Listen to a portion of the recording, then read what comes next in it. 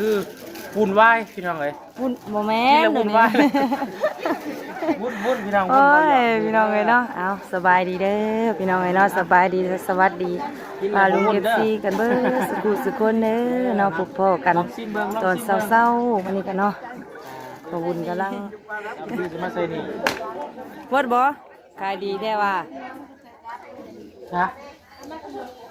เอามาเฮ็ดบุญให้อ้ายเด้ 3 เดือนยังว่า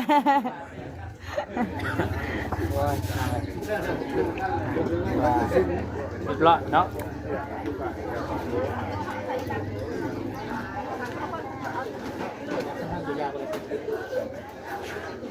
วุ่นวายดีได้อเจ้านี่เนาะสมว่าจะว่าวุ่นวายดียายวุ่นบ่มีบ่วง ยายวุ่นบ่มีบ่วงบ่คู่กันนี่ เอาสบายดีนะพี่น้องเด้อ เด้อ สบายดีและสวัสดีบัสกูสุกคนเลยพี่น้องเนาะรู้สึกหน้าตากับโบดำคำเขียดปันใด เหลือง ผู้รู้สึกก่อน เมื่อดำคงเครียดแต่เหลือง เรื่องเนาะเพราะว่าน อนดึก นอน ตื่นเศร้าพี่น้องไงเนาะ เศร้าทำงานกับพักผ่อนหมดเพียงพอเนาะ โดย แต่ว่าผมเป็นใจเฮาอิ่มอกอิ่มใจพี่น้องอิ่มบุญชินเนาะที่เฮาได้ไปในครั้งนี้คือว่าบุญใหญ่ เป็นความหวังของเจ้าเลยแน่แม่นบ่ งานความตั้งใจไว้ โดยความหวังความตั้งใจ เป็นจริงเลยเด้บัดนี้ จริงแล้วเราจะได้ตัวเอาโมนาตาตุกเป็นเนาะ โดย จะเป็นอย่างไรต่อไปกันแล้วแต่ลงชีวิตขอให้ทำดีที่สุดก็พอแต่ว่าความตั้งใจวางไว้ครับคือเนาะ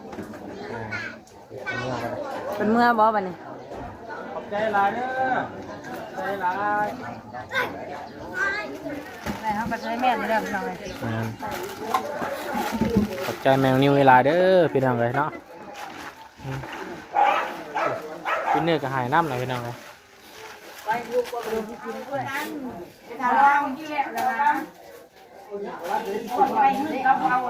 เก็บเงินใส่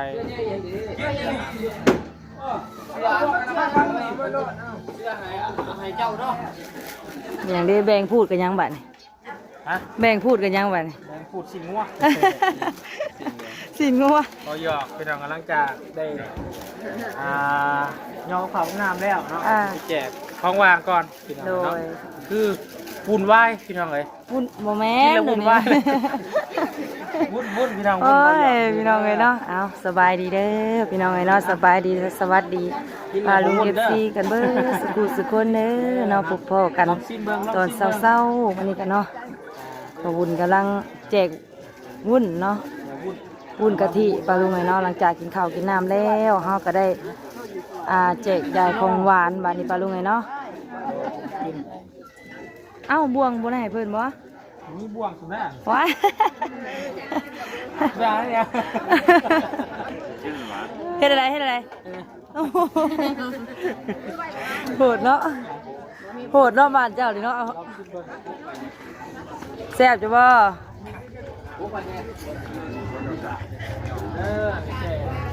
ข้าวน้ำว่าง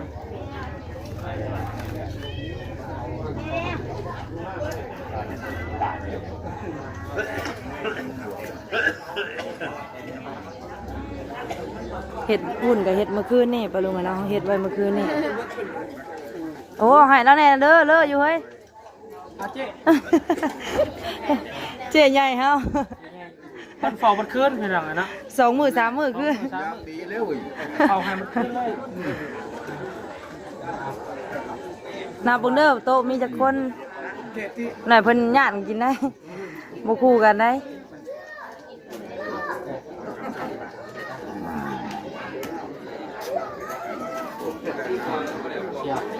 เที่ยวได้เดี๋ยวหน่อย เชื่อเจ้าบ่ ทำกันนี่ อ๋อแล้วก็ยังหนุ่มกว่าเจ้าซะ เอาสบาย หล่อกว่าเจ้าอีก กูทำชัวร์เรื่องอะไรแต่ข้ายังเฮียนน้ำกันนี่มีแต่ข่อยลากเบิ้งเล่านะเราซอยตลอดนะ โอ้ที่ว่าอันว่า ได้ ขึ้ มาน ซิปได้มาซิปย้อนเล่านี่ ขึ้นนั้นว่าขึ้นห้องก็ได้ยอดเล่า แม่ โอ้ เรียกเก่งกันให้พี่น้องเลย ยังไงคู่กันอยู่บ่ปันพูดอีกอย่าง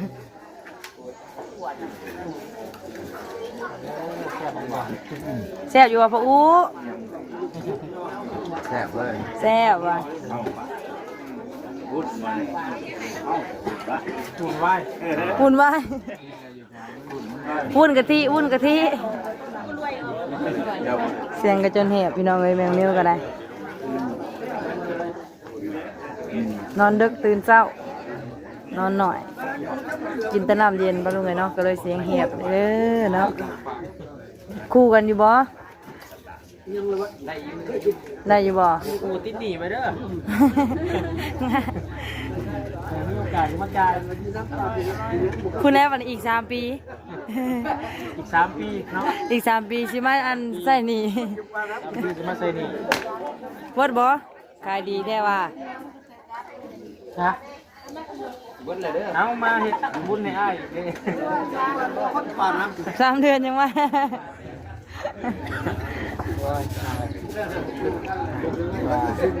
เรียบร้อยเนาะ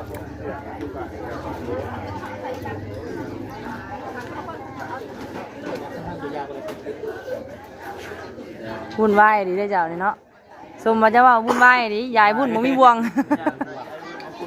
ยายวุ่นบ่มีบ่วงเลยบ่คู่กันนี่ สบายดีนะพี่น้องเด้ เล อย สบายดีและสวัสดีบัสกูทุกคนเลยพี่น้องเนาะรู้สึกหน้าตากับโบดำคำเกียดปันใด เหลือง กุ้มซึกก่อน เมื่อดำคงเครียดแต่เหลือง เลี้ยงเนาะเพราะว่าน อนดึก นอน ตื่นเช้าพี่น้องไงเนาะ เช้าทำงานกับพักผ่อนหมดเพียงพอเนาะ โดย แต่ว่าผมเป็นใจเฮาอิ่มอกอิ่มใจอิ่ม โดย บุญชินเนาะที่เฮาได้เฮ็ดไปในครั้งนี้คือว่าบุญใหญ่ เป็นความหวัง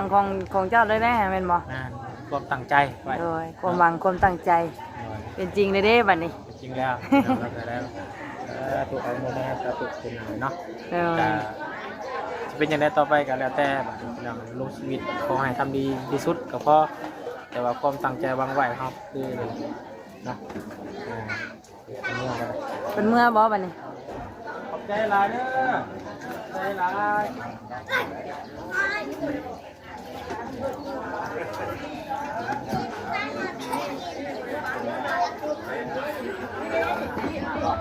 น้ำมาให้ผู้อู้แน่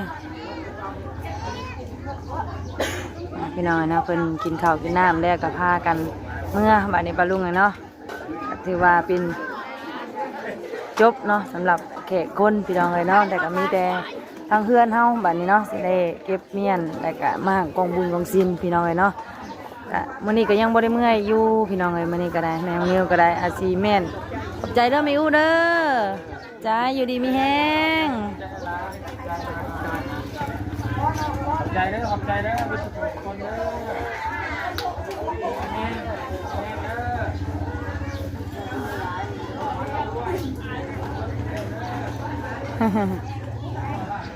หลังจากกินข้าวกินน้ำแล้วเพิ่นก็พากันเมื่อพี่น้องเลยเนาะเดี๋ยวแมวนิ้วสิพาขึ้นไปเบิ่งทั้งทึ่งบัดนี้ปะลุงเลยเนาะหลังจากที่มาจบสิ้นพิธีแล้วก็มีม่างกองบุญบ่คือบ้านเฮาอยู่บ่พี่น้องเลยเนาะแล้วก็ลงวัดบ่หรือใดๆเนาะแล้วก็รอถ้ารอเบิ่งพี่น้องเลยเนาะนะ ดูเด้อดีไม่แห้งสงสารทำด้วยดีไม่แห้งดีไม่แห้งวัดสุขุทุกคนเด้อ เก็บอันนี้หุ่นจะทานไปลงเลยตาอันนี้วัดใกล้เนาะบ่ได้มือส่งเพิ่น วัดใกล้พี่น้องเลยใกล้ๆนี่วัด ครับ แปะเลย ได้เลย ฝากคนทาง ยังลุนยังกินอยู่สบาย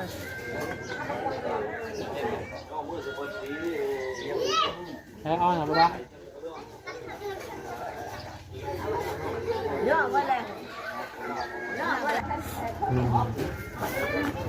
โอ้นี่เฮาก็ทอดเลยเด้อเนาะบัดนี้เนาะเนี่ย ถอดเลย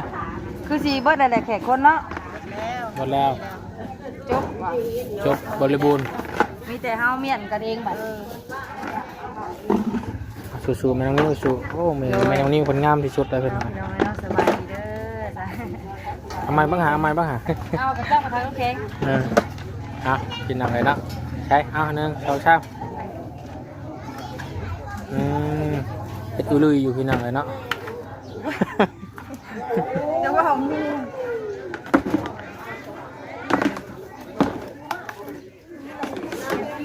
เก็บบานนี้พี่น้องเลย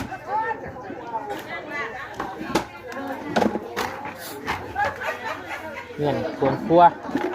น้ำก็เบิดพอดีน้ำกินกัน ก็ได้บ่ เออ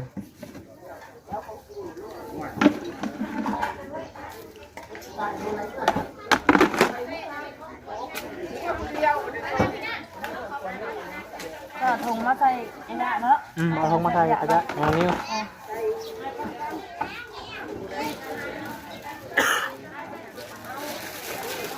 กินเลย เลย ได้เฮาก็ใช้แม่นเด้อพี่น้องเอ้ย ขอบใจแมวนิ้วเวลาเด้อพี่น้องเลยเนาะมันนี้ทำหนาทีเป็นลูกสะใภ้ที่ดีให้มักซิปพี่น้องเลยเนาะ สิบเลยบ่ แม่น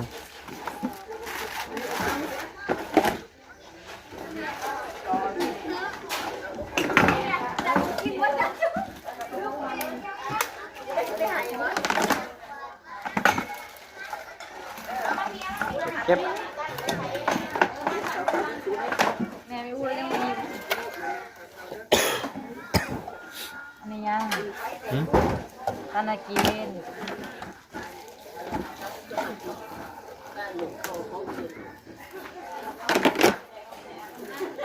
ก็ได้พอ ฮะ ก็ได้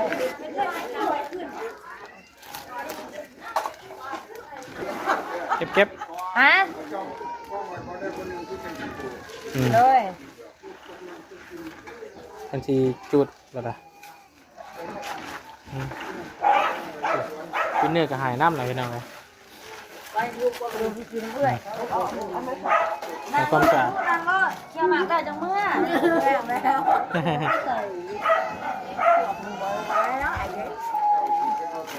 ก็เลยไม่ละต้องผ่าน วินเนอร์ ดูไข่ละพี่น้องเลย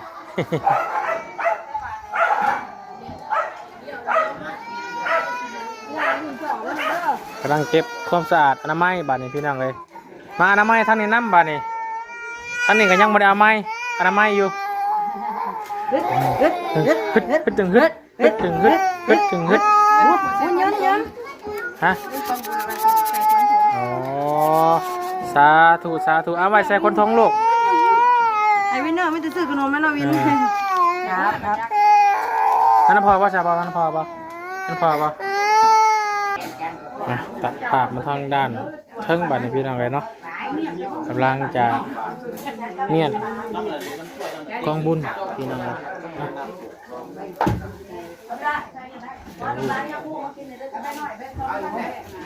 ถูกเอาไว้ก่อนมันคำกำแก้วเก็บใส่ธงใส่ธงมันโมเมนต์บ่ โมเมนแน่นอนเลยโฮมกันตัวจริงเนาะ ยันว่าเงินยันว่าเงินใน โฮมเป็นไง มาไม่ได้เอาดักขึ้นไม่ได้ยิงเขาก็นั้นถ้าลองที่แล้วนะไปขึ้นเขาเอาละที่หลัง เก็บเงินใส่กระเป๋าแล้วก็เก็บกองบุญลงถวายวัดพี่น้องเลยเนาะอืม มาพี่ละ กินคนละไม่สวยเลย บุญเก็บผูกแม่ไปก่อนเนาะมาดูใส่กระเป๋ากระทงส่งกระทงส่ง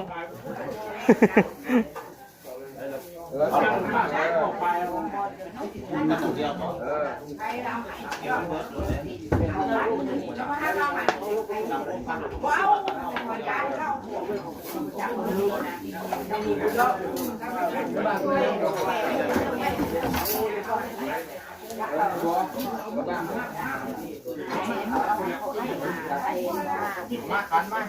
เ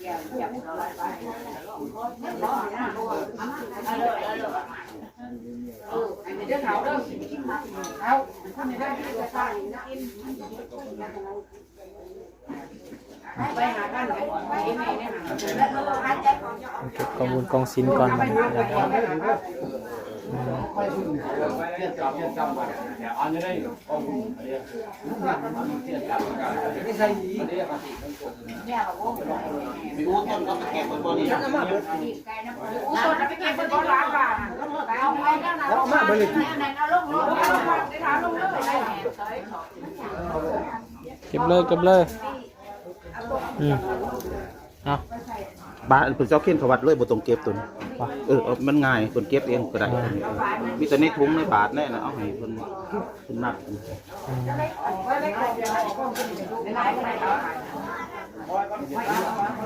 เก็บหาเอาเงินพี่น้องเนาะนี่บางยังถวายลงวัดเบิดทุกสิ่งทุกอย่างพี่น้องนะบ่ให้เรือให้ต้นนี่ยังกับลงวัดเบิดเลย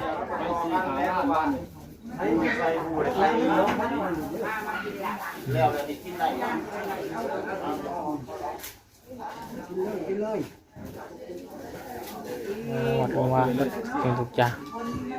เห็นจานนะจานจะพร้อมเงื่อนเอาออกเลยเด้อไม่ใช่พวกนี้นอนแล้วมันจะใส่เบิดเลยเด้อขาดที่จำเบิดเลยเด้อ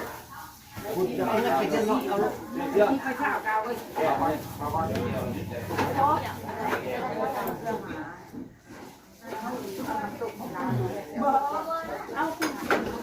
ว่าเสร็จสิ้นไปด้วยดีพี่น้องเอ้ยเนาะ อารมณ์นี่ก่อนได้อารมณ์ก่อนหลายท่านได้บอกแล้วถ้านิ้วเอาเขาลูกอันนี้เอา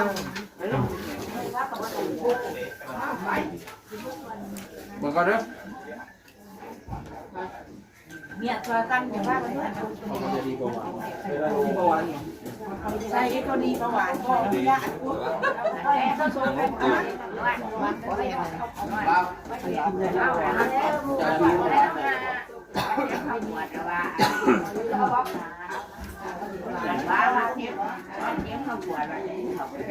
มื่อวานกินสวยกัน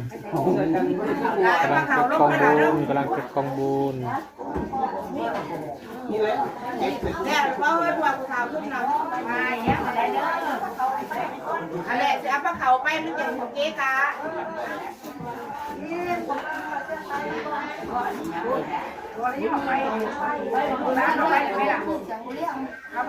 ใช่รื้นปอดโดราบ เขาถ้าก่อนเขา แคบ ลงเหยียบเองเด้อเข็ม เอาองค์อา เข็มมันเป็น เออ ไปจะเอากินได้เลยจนมอนเอาไปเห็นยังหัว ลูกข้องดังบ่ มาหักนั่นกูดิ คนเคาะนะจะเป็นลูกมันลูกเลยดังเด้อ เอาดังเลยได้ป่ะครับก็เจ็บ มาคำดังเด้อ เอาเบิร์ดนี่วันบ้านเราเบิร์ดนี่เอาจะเงินเอาจะเงินบ้านค่ะอาม่าอันนั้นพระเขาเขาบอกนี่เขาทำไปแม่มาไม่ให้กินน้อยก่อนมาไป มาแค่นั่งเลยไม่รู้ไม่ได้เพื่อนเข้ากันได้เล่นเอาดีเอาไปโชว์ได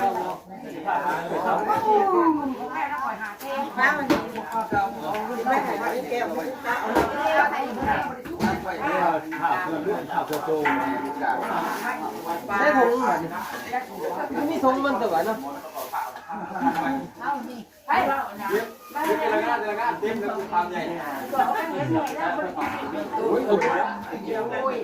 เอาก่อนเรียบร้อยการเลย มาเบิ้งเมนี่ว่าไงเอาไปโอเค ได้แล้ว มามีอูเกเอาอูตุ้ยอีนะเรื่องที่ตรงนี้นะไข่ไอ้ลูกเล่าเป็นอย่างนั่งเศร้านี่ก็ว่าอะไรจ้าอย่าพึ่งยักบ้านเพื่อน มันเงิน มาจะเอาเงินให้นี่ มันเงินนับถึงมันเงินมันเงินไป เฮ้ยมันมีทุงยางมันตัวเนาะทุงยางกระเทือก ถามศิลวัตรคนเด้อคนละมาแบบใด ยังในพื้นบ่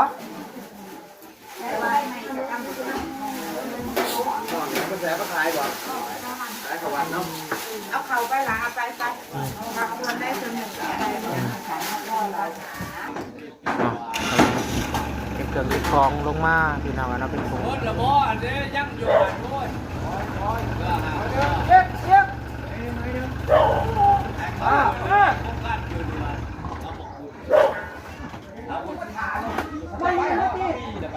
คนรอเจ้านอนเกือบนี่วัดกายเอา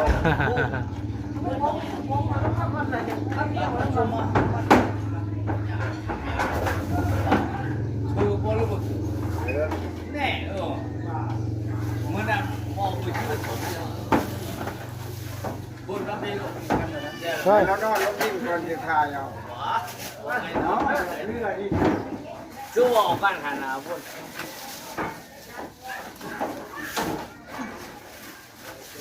ปีก รุ่นพกนี่มาก่อน บังเรียมมันเด้อบางเสาเด้อ น้ำบ่แพงเจ้าอันเป็นอุปโภคแล้วยิบไปเก็บเครื่องน้ำเก่าบ่พี่มันคือคนบ่มีคงคืนชุดว่าโอ้ยมันก็มีแล้วลูกแก้วจะช่วยแย่บ่ได้ดอกเอาพวกเราลงเป็นแย่เขาไปบรรณาเจ้าก็เลือกแล้วเป็นเก่าหั่นแหละเอาสากยังได้เอาเบี้ยมาแล้วก็ย่างบาทแล้วไม่ยังบาทเอาเบี้ยละบาทไว้คนบาทสิป้าบาทสลังน่ะแอบบอกอุ้ยก็มีคนหันจะบาท คนลงกัน บาทนู้นเลยป้าก้อนบาทเนี่ยบาทตั้งเลย บาทสิโอ้ยอยู่อ่ะ ปูไปขี่รถเด้อขี่รถเด้อ จะดีแหละจะดีแหละ ขี่รถตึกเป็นปูเด้อเป็นปูเด้อ มันได้แล้วมึงเห็น มาจนต้องมีเงินนะครับว่าพี่ ลังเอาเครื่องเอาของกองบุญไปถวายลงวัดเพื่อทุกสิ่งทุกอย่างพี่น้องเลยเนาะก็วัดเขาว่า ว่าเราต้นต้องมีเงินหน่อยแล้ว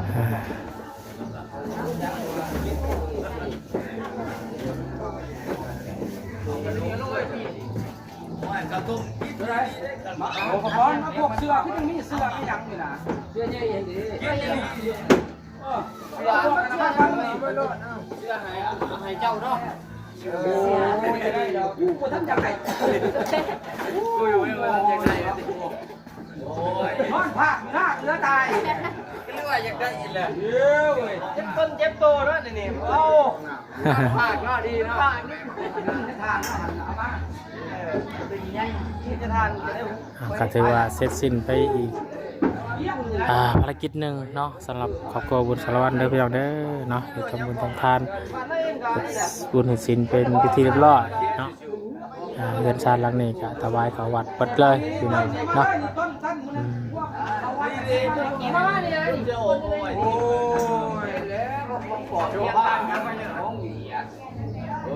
โอ้ยผู้ใจหายเลย เอาซอยกันพี่น้องเลย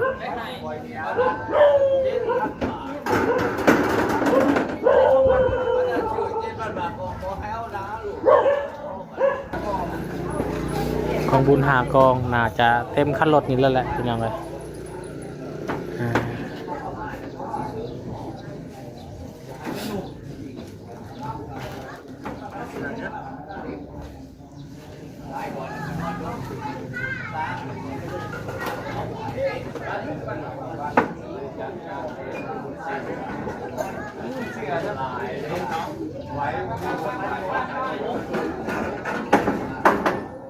ขอเด้อเพื่อนฮักเลย ฮักก่อนถวายวัดมาแห้งได้พี่น้องใช่โอเคพี่น้องกับประมาณนี้แหละพี่น้องเนาะถ่ายคลิปถ่ายภาพพี่น้องนะครับไปชมกับบ่มียังไรพี่น้องภาพบรรยากาศเนาะการมูทานคือว่าถวายกองบุญเขาวัดละบาทเนี่ยพี่น้องเนาะอยู่ในบ้านนี่ก็วันที่22นี่ก็มีบุญพระเวทพี่น้องเนาะพระเวททอดผ้าป่าสามัคคีเนาะและชายพี่น้องบุญก็จะขออนุญาตจบคลิปลงเพียงสมัยก่อนจะได้พบพอกันคลิปหน้าได้เพียงเด้อขอบคุณกับมุกขอบใจของพี่น้องFCทุกท่านที่เขามาหาประสมเป็นกำลังใจกับประบุญสารวัตรตลอดมาเนาะสำหรับคลิปนี้อุ่นขอลาก่อนสบายดีและสวัสดีเปิดสุขสุขคนเด้อพี่น้องเด้อที่เขามาหาประสมเป็นกำลังใจกันตลอดมาเนาะสบายดีและสวัสดีเบิร์ดสุขสุขคนเด้อพี่น้องเด้อ ฟ้านะ